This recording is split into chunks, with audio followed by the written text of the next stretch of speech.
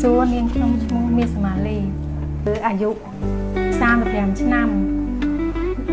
ការ74ឆ្នាំអីអត់មានកូនទេហើយខ្ញុំបានមកព្យាបាលនៅ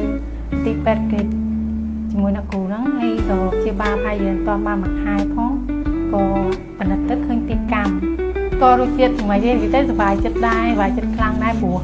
74ឆ្នាំហើយទៅទិញធ្លាប់ទិញថ្នាំវីតាមីនអីញ៉ាំដែរនឹងតាម Facebook អីចឹងណាហើយអត់មានពេលមកព្យាបាលមួយអ្នកគ្រូពេទ្យគេបានថាយចិត្តបានមួយខែមានបងមកផលិតដំបងដាក់គ្រូផលិតទៅឃើញ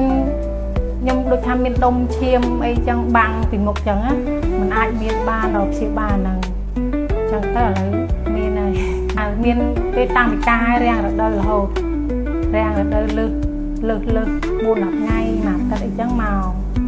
តាមដានមើលពេកគាត់ថាចូលមួយឆ្នាំជាង2ឆ្នាំដែរបានសម្រាប់ចិត្តមកហើយថា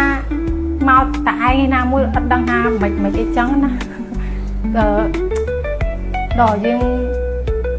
មកព្យាបាលខ្លួនឯងហ្មងបានដឹងតាមដានមើលយូរដែរចង់ផ្ដាំទៅអ្នកដែលអត់មានកូនអីចឹងមួយឆ្នាំហ្នឹងទៅមកទីពេទ្យគេព្យាបាលមួយអ្នកគ្រូទៅព្រោះខ្លួនខ្ញុំផ្ទាល់បានដឹងចឹងដឹងថាច្បាស់បងមើលទៅដឹងថាមានចឹងខ្លួនយើងបានដឹងកុំចេះទិញ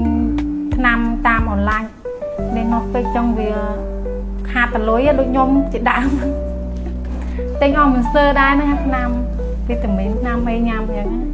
ថាវាជាក់ក្នុងអីចឹងអរគុណដល់អ្នកគ្រូពេទ្យគេដែលបានព្យាបាលឲ្យមានបើបងប្អូនចង់បានអញ្ជើញមកទីពេទ្យគេនៅផ្លូវ2004 Stop O បៃក្អមផ្ទះលេខ93ចាអរគុណ